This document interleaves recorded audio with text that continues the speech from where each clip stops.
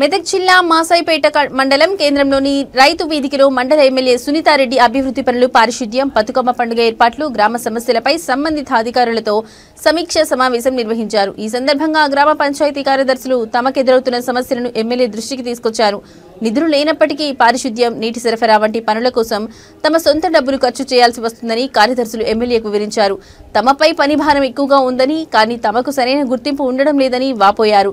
పక్క రాష్ట్రాల్లో పంచాయతీ కార్యదర్శులకు మంచి గుర్తింపు ఉందని, కానీ తెలంగాణలో కింది స్థాయి వర్కర్లుగా చూస్తున్నారని ఆవేదన వ్యక్తం చేశారు.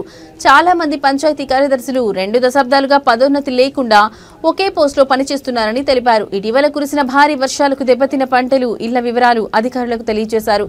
కొన్ని గ్రామాల్లో ప్రభుత్వ పాఠశాలలు, అంగన్వాడీ భవనాలు శిథిలావస్థకు చేరుకున్నాయని, కొత్త భవనాలకు నిధులు మంజూరు చేయాలని కోరారు. ఈరోజు మనం ఇక్కడికి రావడం జరిగింది.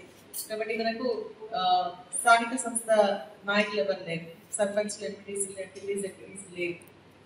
గ్రామాల్లో మరి పారిశుద్ధ్యానికి సంబంధించినటువంటి ఇష్యూస్ ఏంటంటే, తాగునీటికి సంబంధించినటువంటి ఇష్యూస్, కరెంట్ సమస్యలు, అదేవిధంగా మన ఫ్లడ్ వచ్చింది కాబట్టి ట్యాంక్స్ ఓవర్ఫ్లో కూడా కానీ, లేకపోతే ట్యాంక్స్ రిపేర్ కానీ ఇవన్నీ కూడా ఉంటాయి. దానికోసమే ఈ రోజు ఇక్కడ రివ్యూ తీసుకుందాం అన్న ఆలోచనతో ఇక్కడికి రావడం జరిగింది.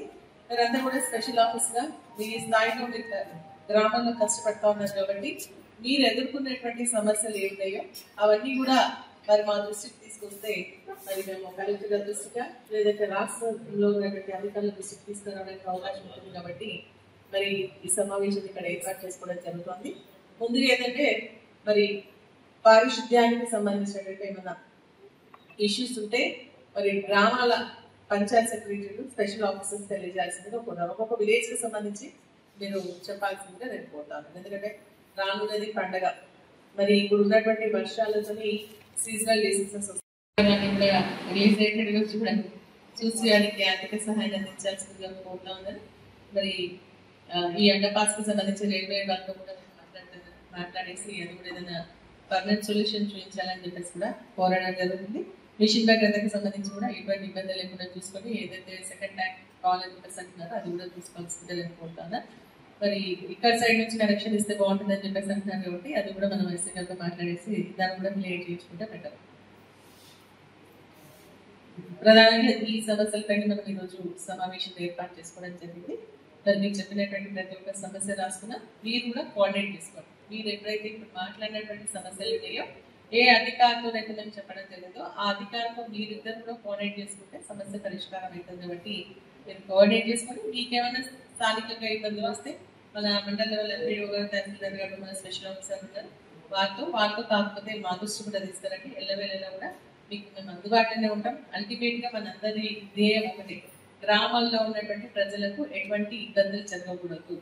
పండుగ వస్తుంది కాబట్టి మహిళలు బతుకమ్మ పండుగ అంటే మరీ స్పెషల్ గా మహిళలు ఆడుకోవాలని చూస్తారు. వాళ్ళకి ఎంతసేపు నీటి సమస్య ఉంది, బిద్దలు పట్టుకొని బయటకు పోయి నీళ్ళు తెచ్చుకుంటే ఆ ఓపిక పోతుంది. పండుగ టైంలో అందరు చుట్టాలు కూడా వస్తుంటారు కాబట్టి ప్రధానంగా ఆ నీటి సమస్య అనేది లేకుండా చూడాల్సిన బాధ్యత మరి మీ అందరి పైన ఉంది అని చెప్పేసి కూడా నేను తెలియజేస్తూ వాటికి సంబంధించినటువంటి ఏర్పాట్లను కూడా పూర్తి చేయండి. తొందరగా కంప్లీట్ చేసుకుంటారు. ఎందుకంటే 21 ఇంటి పెద్దలు, యజమానులు మరణించడం జరిగింది. పింఛన్ల కోసం చాలా వాళ్ళ ఆర్థికంగా కూడా చాలా వెనుకబడి హీనంగా ఉన్నారు మేడం. 3 సంవత్సరాల నుంచి మేము 2 సంవత్సరాల నుంచి కలెక్షన్ చేసుకున్నాం పెన్షన్ ఫారం.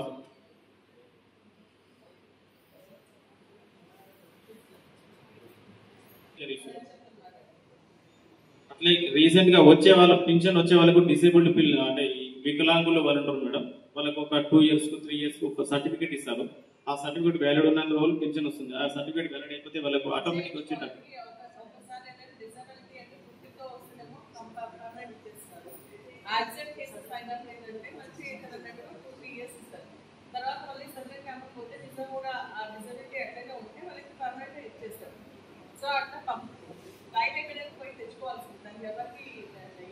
Okay madam. అదే 2 years ముందు చేసిన డేటు నిన్న వచ్చి 19 ఈ రోజు వచ్చి డేట్ తొందరగా రావట్లేదు మేడం. అది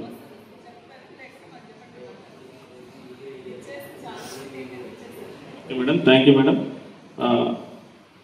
స్పెషల్ థ్యాంక్ యూ మేడం. మా సమస్యలు మీరు ముందు వచ్చి మేము మా సమస్యలను తెలుసుకొని అందులో అన్ని మా సమస్యలన్నీ పరిష్కరిస్తారని కోరుతున్నాం మేడం. అట్లాగే మేము కూడా గ్రామ పంచాయతీ లెవెల్లో ఆర్థికంగా చాలా ఇబ్బందులు గురవుతున్నాం మేడం.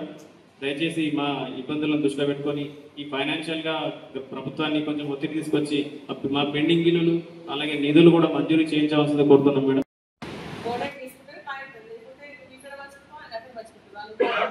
లేదు మేడం, ఖచ్చితంగా చేస్తాం.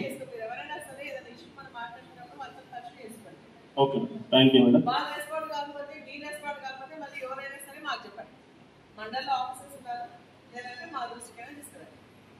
Okay madam. మన గ్రామ పంచాయతీ రామంతపురం తాండాలో గ్రామ పంచాయతీ బిల్డింగ్ లేదు మేడం, పక్కా బిల్డింగ్ లేదు. ఇప్పుడు మేము కిరాయి చిన్న రూమ్ లో ఆఫీస్ నడిపిస్తున్నాం మేడం.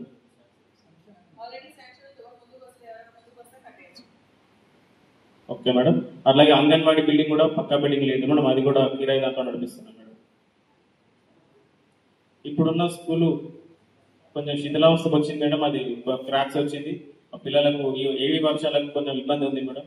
దాన్ని కూడా మన గత ప్రభుత్వం మన ఊరు మన బడి అని శాంక్షన్ చేయడం జరిగింది మేడం. అది ల్యాండ్ కూడా గౌరవ కలెక్టర్ గారు ల్యాండ్ కూడా శాంక్షన్ ఇవ్వడం జరిగింది.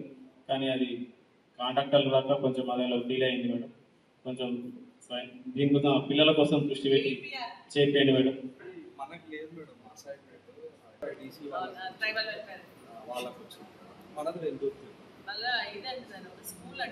స్కూల్ అదే ఎంఓఎంబి వాళ్ళు చేసుకున్నారు మేడం. చాలా రిక్వెస్ట్ ఉంది మేడం, ఖచ్చితంగా స్కూల్ అవుతుంది. Thank you madam. అట్లాగే మన దగ్గర ఇందిరమైన్లు 6 శాంక్షన్ అయినాయి మేడం. 6లో 4కి ముగ్గు వచ్చి స్టార్ట్ చేయడం జరిగింది. 2 మాత్రం పెండింగ్ ఉన్నాయి మేడం. అవి ఎందుకనంటే కొంచెం ఇష్యూ వల్ల ఆపడం జరిగింది. వాళ్ళు బీద వాళ్ళు మేడం, వాళ్ళు కాకపోతే వాళ్ళకి గతంలో శాంక్షన్ అది చూపిస్తుంది మేడం. అది అలాంటి సర్పంచులు, ఎంపీటీసీలు, స్థానిక సంస్థల ప్రతినిధులు లేరు కాబట్టి పంచాయత్ సెక్రటరీల పైన ప్రెషర్ ఎక్కువ ఉంటుంది. అప్పుడు ఉన్నటువంటి సర్పంచ్లతో కూడా కొంతవరకు చేసుకుంటూ వస్తున్నారు. కొంతవరకు మీకు సహాయం అందించినా కూడా ఇప్పుడు వాళ్ళు కూడా పెట్టలేనటువంటి పరిస్థితి అయిపోయింది. కాబట్టి ఆ ప్రెషర్ అంతా మీ పైన పడుతూ ఉంది. మరి ప్రభుత్వం కూడా ఏంటంటే ఏమైనా చేయండి కానీ మీరు పనులు చేయండి అని చెప్పేసి మీ పైన ప్రెషర్ పడుతుంది. మాట్లాడినటువంటి మాటల ప్రకారం అది అర్థమవుతోంది. మేము కూడా అదే మాట్లాడుతూ ఉన్నాం. కానీ కాకపోతే మీకు గ్రామ పంచాయతీకి రావాల్సినటువంటి నిధులు ఎలక్షన్స్ అయి ఉంటే రెగ్యులర్ గా పడేటి కాబట్టి మీకు ఇబ్బంది లేకపోతుండే, లేదు కాబట్టి ఇప్పుడు మీ పైన ప్రెషర్ పడతా ఉంది. తప్పకుండా మీ అందరి యొక్క ఆవేదన నేను కూడా అర్థం చేసుకోగలుగుతున్నాను. తప్పకుండా మీ యొక్క సమస్యలు ఏవైతే జరిగిందో అది ప్రభుత్వం దృష్టికి తీసుకెళ్లేదగా నా వంతు సహకారం తప్పకుండా మీకు అందిస్తానని చెప్పేసి మీ అందరూ కూడా నేను మాటిస్తా ఉన్నాను. మీరు ఒక రిప్రజెంటేషన్ రూపంలో కూడా మీరు ఇచ్చినట్టయితే, అంటే మీరు పేర్లు పెట్టాల్సిన అవసరం లేదు, జస్ట్ ఎందుకంటే మాసైపేటకి సంబంధించినటువంటి పంచాయత్ సెక్రటరీ రిప్రజెంటేషన్ ఇవ్వండి.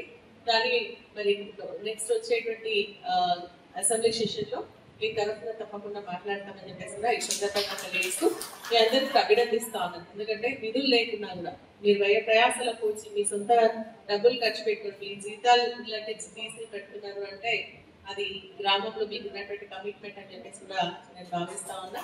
మరి ఈ ప్రభుత్వం కూడా దాన్ని అర్థం చేసుకుని వెంటనే నిధులు రిలీజ్ చేయాలి. ఎందుకంటే సెంట్రల్ గవర్నమెంట్ మనకి డబ్బులు ఇస్తుంది, కానీ ఇప్పుడు ఎలక్షన్స్ కాలేదు కాబట్టి వాళ్ళు ఇవ్వట్లేదు.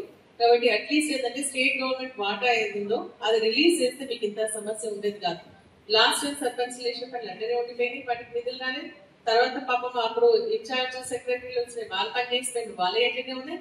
ఇప్పుడు పర్మనెంట్ సెక్రటరీస్ మీరు మీరు చేసినటువంటి డబ్బులు కూడా అట్లనే ఉండిపోతా ఉన్నాయి.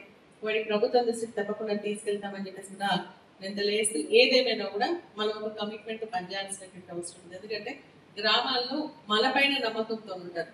వారికి ఏ సమస్య వచ్చినా ఇమీడియట్ గా అప్పుడు సర్పంచ్లు వస్తుండే, ఎంపీటీసీలు ఉంటుండే, ఇప్పుడు మీ దగ్గరకు వస్తా ఉన్నారు. కాబట్టి మీరు కూడా ఒక బాధ్యతగా మరి భావించి మరి సమస్యలు తీర్చే విధంగా మీరు సహకారం అందించాలి.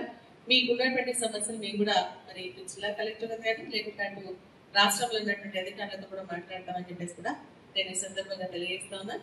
మీకు జరిగినటువంటి ప్రతి అంశం అంటే మీరు అన్నట్టుగా ఇంతకుముందు ఫ్లడ్ కి సంబంధించి చెరువులకు కుంటాలకు సంబంధించినటువంటి ఏవైతే ఇష్యూస్ ఉన్నాయో మా దృష్టికి వచ్చినాయని కూడా మేము ఆల్రెడీ మన డిపార్ట్మెంట్ ఇరిగేషన్ డిపార్ట్మెంట్ తో తీసుకొని ప్రభుత్వానికి ఇమీడియట్ దానికోసం పంపించడం, తర్వాత పర్మనెంట్ టెంపరీ ఆల్రెడీ అయిపోయింది, పర్మనెంట్ కి సంబంధించినటువంటి ప్రపోజల్ పంపించడం జరిగింది. అదే విధంగా మీరు అన్నట్టుగా కల్వెట్స్ ఎక్కడైతే లో లెవెల్ కాజెస్ ఉన్నాయో ఆ లో లెవెల్ కాజెస్ కి సంబంధించినటువంటి ఇష్యూస్ ను కూడా మరి పంచాయత్ రాజ్ డిపార్ట్మెంట్ తీసుకుని గవర్నమెంట్ పంపించడం జరిగింది. చెరువులు గుంటలకు సంబంధించిన ఇంకా కొన్ని మీరు ఇప్పుడు చెప్తున్నారు, మరి అవి ఉన్నాయా లేదా ఒకసారి చెక్ చేసి వాటిని కూడా పరిష్కరించడానికి ప్రయత్నం చేస్తామని చెప్పేసి కూడా నేను తెలియజేస్తా ఉన్నా. అదేవిధంగా రోడ్స్ కి సంబంధించి కూడా ఇప్పుడు ఆల్రెడీ కొన్ని దాదాపు 60 రోడ్ల పైన ఉన్నట్టే వాటన్నిటిని కూడా కలెక్టర్ గారికి ఇచ్చి కలెక్టర్ దగ్గర నుంచి పర్మనెంట్ ప్రాబ్లమ్ సాల్వ్ చేయడానికి రాష్ట్ర స్థాయి మంత్రి గారు కూడా పంపించడం జరుగుతుందని చెప్పేసి కూడా నేను ఈ సందర్భంగా మీకు తెలియజేస్తాను. మన జరిగే అగ్రికల్చర్ డిపార్ట్మెంట్ లేరంటున్నారు, ఉన్నారా? ఉన్నావమ్మా, మీరే ఎంత ఇష్యూ తల్లి. మొన్న వర్షం పడి చాలా పొలాలు కూడా మునిగిపోయినాయి. వాటిని మీరు ఇమ్యూనరైజ్ చేసిందమ్మా? చేసిందా? ఎంత వస్తుంది ఇక్కడ శాన్లాక్?